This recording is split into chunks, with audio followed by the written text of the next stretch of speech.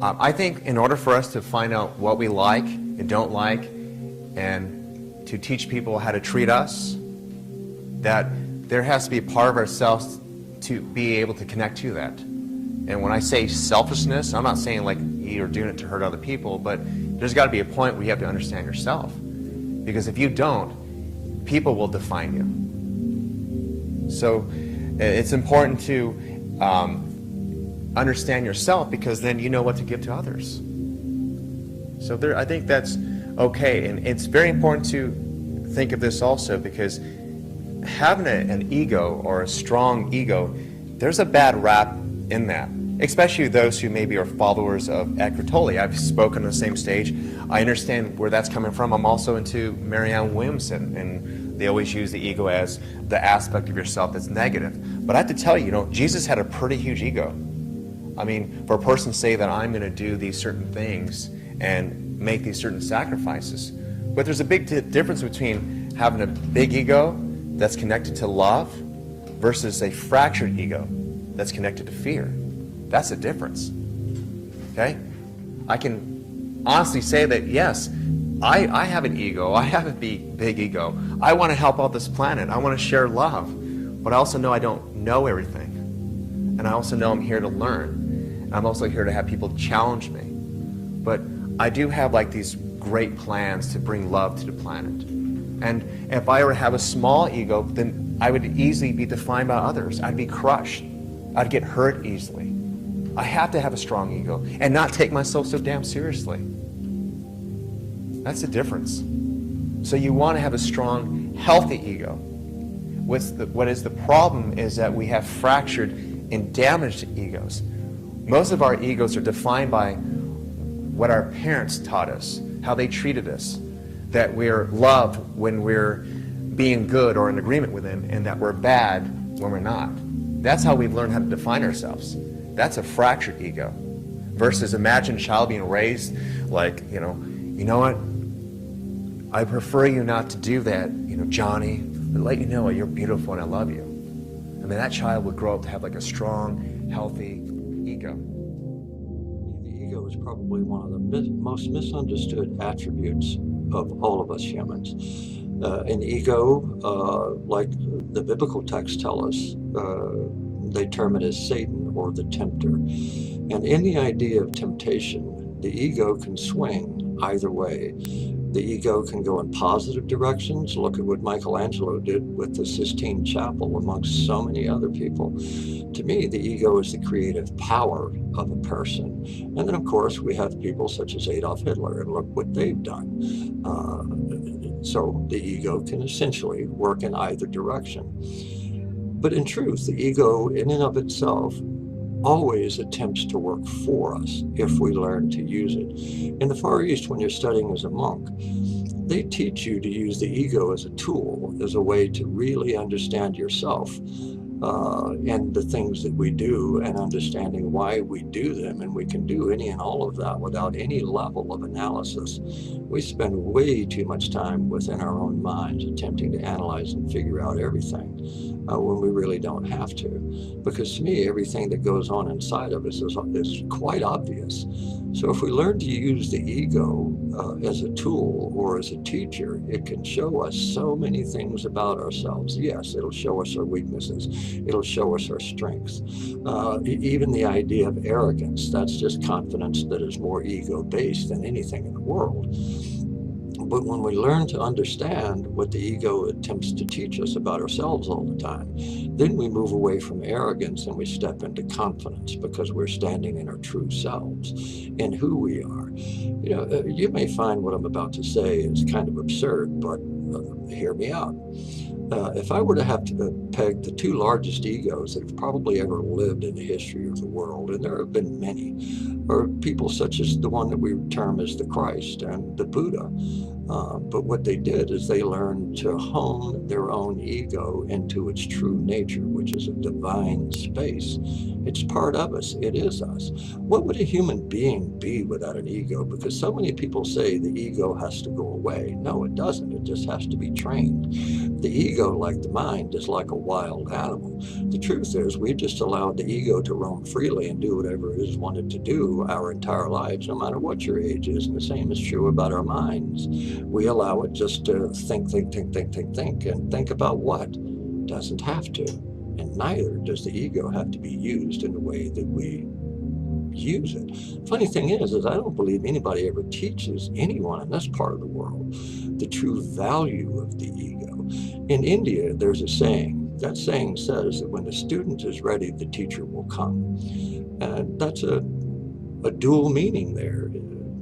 When the student is ready and the teacher will come, that could be somebody such as myself or an Eckhart Tolle or a Wayne Dyer. It could be many people. Virtually every person that you meet in your life or every experience you have in your life is in essence a teacher of yourself. But the other meaning of that statement is simply this, that when you are ready, your own teacher awakens within you and teaches you. So you become your own student and your own teacher. And that's the whole idea behind monastic living, is being your own teacher through the observation of just simply who you are and what you do. Not attempting to figure it out, just allowing yourself to simply be who you are. You see, in that ego thing, it can be used for such wonderful things, even saving your own life. And of course, the ego can be used to take another human's life. And we use the ego, for the most part, in this part of the world, for very negative reasons. And it doesn't have to be that way. The ego can be one of the most phenomenal teachers. Here's an example, if you will. Let's say you have a weakness, whatever that weakness may be. The ego is always going to go to that point first and attempt to use, on the surface, that ego or that weakness against you. But no, what it's really doing is it's teaching you to take that weakness and hone it, because it's constantly showing it to you. Let's say that you're a person with a temper and your ego is driving that temper. Of course, the ego drives the temper. The ego drives the things like anger, impatience. It can drive all sorts of things. But even if you look at the idea of anger, what your ego is actually doing is it's attempting to demonstrate to you the opposite of what you're doing, that you can be peaceful in that moment as opposed to letting go of your anger. Or if you are experiencing a level of impatience, the same thing is true, that the ego is attempting to teach you how to be patient with not only your own self, but any other human that you encounter. And besides, if you really think about something like anger or impatience, those are just other versions of levels of selfishness, that you want your way, that you are the most important thing that there is. Well, that's not true. You may think that, but that's just your ego attempting to get you to believe that. And if you do believe that, then you will learn nothing about the idea of humility with yourself. You see, to me, the ego can be such a wonderful tool if you learn to pay attention to it, and you learn to pay attention in specific at how it actually operates within you. Anytime that you react to something, I'm certain that you're going to come from an ego point of view.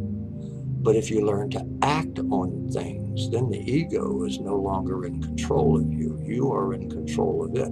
And that's the whole idea, for us to learn to control our egos. If we all learn to control our egos and use it as a tool, we would truly step into being very powerful people.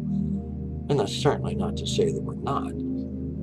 But when we have the ego trained to work for us and with us, we are able to do amazing things. And we see that all the time in events in this world, that how a person steps up and does some amazing things. They do it because of their ego. The ego is a very, very strong attribute. You know, so many people have talked about historically about the ego has to go away, the ego has to die. No, it does not, because if it did, we would just be on automatic pilot.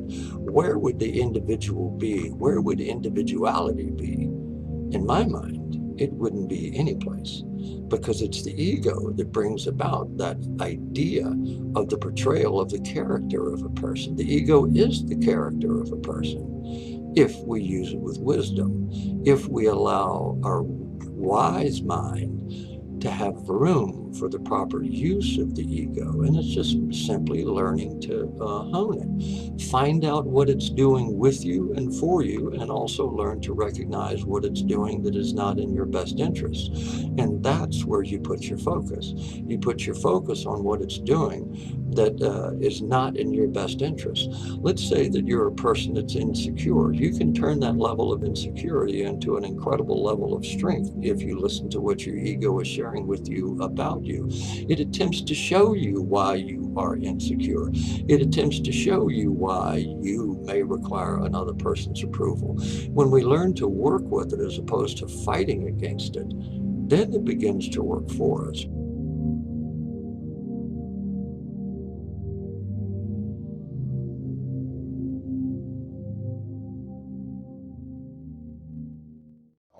Frequencies, all animal totems, elementals of fire, air, water, and earth, all divine beings of light, love, and ascension, named and unnamed, to activate the cells within my being who are your counterparts with the unified power of the One. I decree my highest good always operating in this now. I decree grace and mercy always operating in this now. I invoke, decree, and dream awake the full truth and reality of ascension in this now. I invoke and dream awake with every breath that I breathe the violet fire transmuting my whole being. I invoke and dream awake the full current of ascension in every cell of my being. I am ascended. I invoke and dream awake expanded God consciousness, fully realized in me as unlimited abundance, fulfilling my every need and desire. I invoke and dream awake the ending of procrastination, tiredness, blockages, obstacles, and unhealthy belief systems. I decree immediate abundance in my life. I invoke and dream awake my liberation from all karmic debt. I am infinite opulence. I invoke and dream awake my personal empowerment in every instant that anyone is impacted by my being and creations. I invoke and dream awake the infinite empowerment of my sexual, spiritual, mental, emotional, physical, and financial relationship with life. I invoke and dream awake sacred sexuality, erotic innocence, and always express the sacredness of sexual force for pleasure, creativity, and healing. I invoke and dream awake world universal healing from all sexual woundedness and shame. I invoke and dream awake worldwide release of all manipulating forces and beings who would control humanity past, present, and future. I invoke the angels and ascended masters to realign and heal all misused energy, to include the full restructuring of our DNA. I invoke and dream awake the transmutation of all negative and judgmental projections. I invoke and dream awake my constant ability to be centered and balanced in my psychic perceptions and empathic nature. All overwhelming psychic energies are released by me automatically, easily, effortlessly. I am empowered by everything. I invoke and dream awake my lucid dreaming each night I sleep and total remembering when I awake.